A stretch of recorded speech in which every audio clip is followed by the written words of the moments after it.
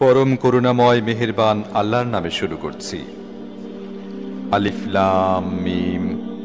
এগুলো জ্ঞানগর্ভ কিতাবের আয়াত, পথ নির্দেশনা ও অনুগ্রহ সৎকর্মশীলদের জন্য, যারা নামাজ কায়েম করে, যাকাত দেয় এবং আখিরাতে বিশ্বাস করে।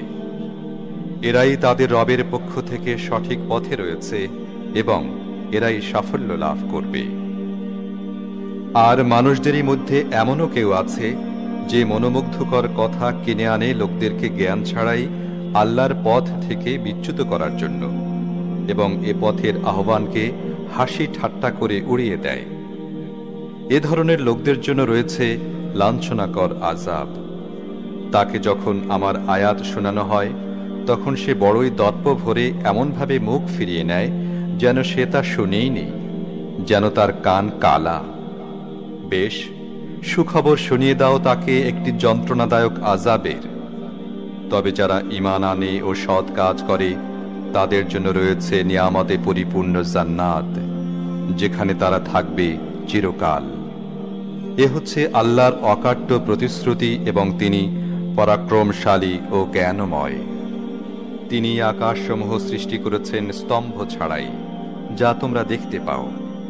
তিনি পৃথিবীতে পাহাড় গেড়ে দিয়েছেন যাতে তা তোমাদেরকে নিয়ে ঢলে না পড়ে। তিনি সব ধরনের জীবজন্তু পৃথিবীতে ছড়িয়ে দিয়েছেন। আমি আকাশ থেকে পানি বর্ষণ করি এবং জমিতে নানা ধরনের উত্তম জিনিস উৎপন্ন করি। এ তো হচ্ছে আল্লাহর সৃষ্টি। এখন আমাকে একটু দেখাও তো দেখি অন্যরা কি সৃষ্টি করেছে। আসল কথা হচ্ছে যে জালেমরা সুস্পষ্ট গুমরাহিতে লিপ্ত রয়েছে। আমি লোকমানকে দান করেছিলাম সূক্ষ্ম জ্ঞান, যাতে সে আল্লাহর প্রতি কৃতজ্ঞ হয়। যে ব্যক্তি কৃতজ্ঞতা প্রকাশ করবে, তার কৃতজ্ঞতা হবে তার নিজেরই জন্য লাভজনক। আর যে ব্যক্তি কুফরি করবে, সেক্ষেত্রে প্রকৃতপক্ষে আল্লাহ অমুখাপেক্ষী এবং নিজে নিজেই প্রশংসিত। স্মরণ করো যখন লোকমান নিজের ছেলেকে উপদেশ দিচ্ছিল। সে বলল, হে পুত্র, আল্লাহর সাথে কাউকে শরিক করো না।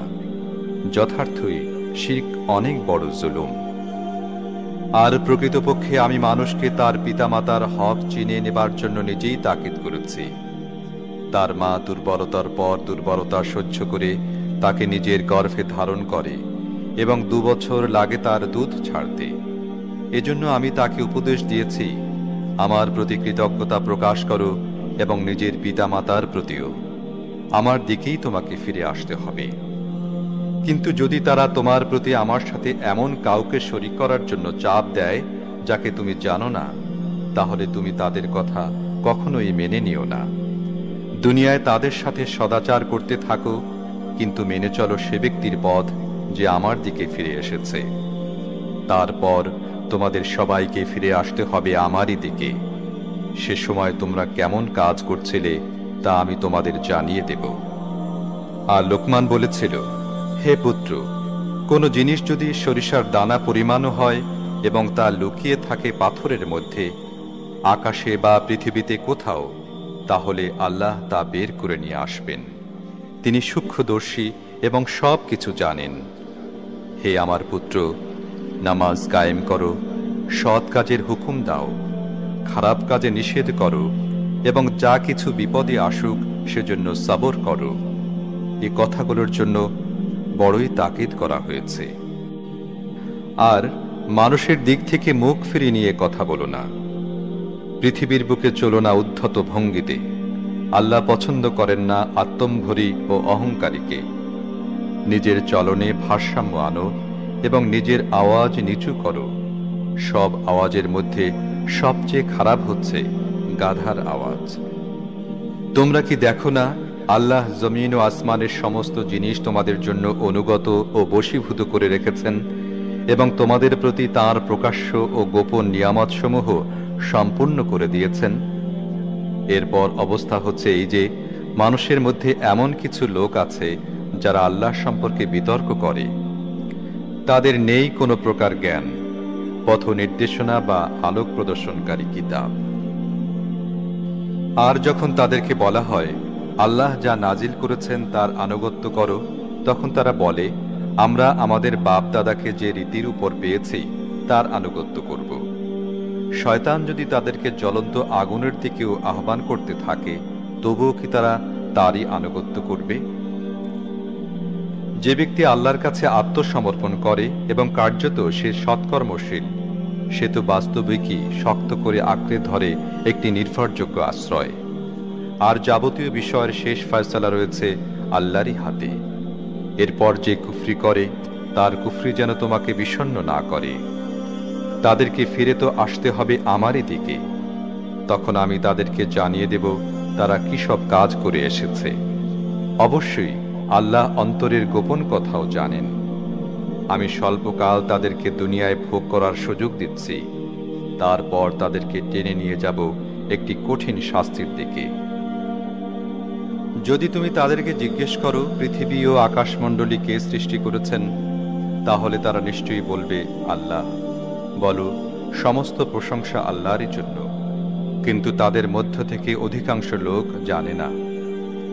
আকাশসমূহ ও পৃথিবীতে যা কিছু আছে তা আল্লাহরই। নিঃসন্দেহে আল্লাহ অমুখাপেক্ষী ও নিজে নিজেই প্রশংসিত। পৃথিবীতে যত গাছ আছে তা যদি সব কলম হয়ে যায় এবং সমুদ্র দোয়াত হয়ে যায়, তাকে আরো 7টি সমুদ্র কালি সরবরাহ করে, তবুও আল্লাহর কথা লেখা শেষ হবে না। অবশ্যই আল্লাহ মহাপরাক্রমশালী ও জ্ঞানী। তোমাদের সমগ্র মানব জাতিকে সৃষ্টি করা এবং তারপর পুনর্বার তাদেরকে জীবিত করা তাঁর জন্য নিছক একটিমাত্র প্রাণী সৃষ্টি করা এবং তাকে পুনরুজ্জীবিত করার মতোই ব্যাপার। আসলে আল্লাহ সব কিছু শোনেন ও দেখেন। তুমি কি দেখো না, আল্লাহ রাতকে দিনের মধ্যে প্রবেশ করিয়ে নিয়ে আসেন এবং দিনকে রাতের মধ্যে। তিনি সূর্য ও চন্দ্রকে নিয়মের অধীন করে রেখেছেন। সবই চলছে একটি নির্দিষ্ট সময় পর্যন্ত।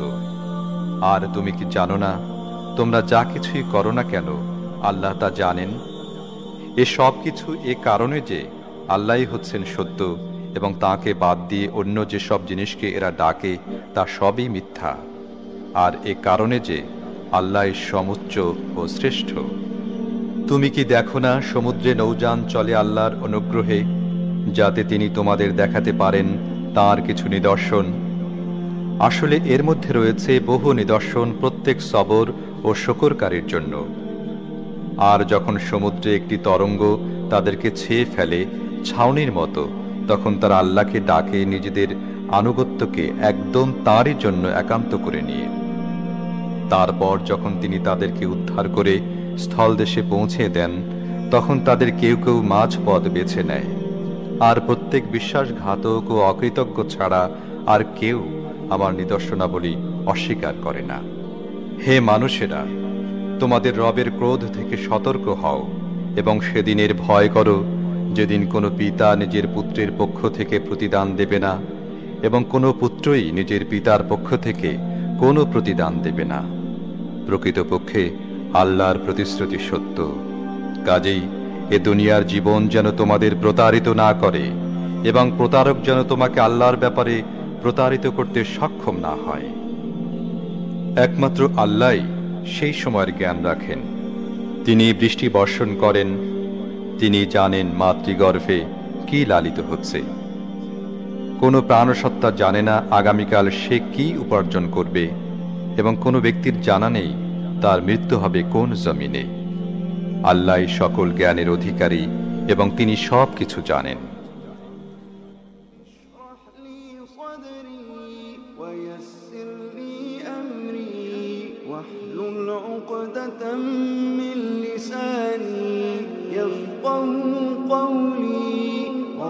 اشرح لي صدري ويسر لي أمري واحلل عقدة من لساني يفقه قولي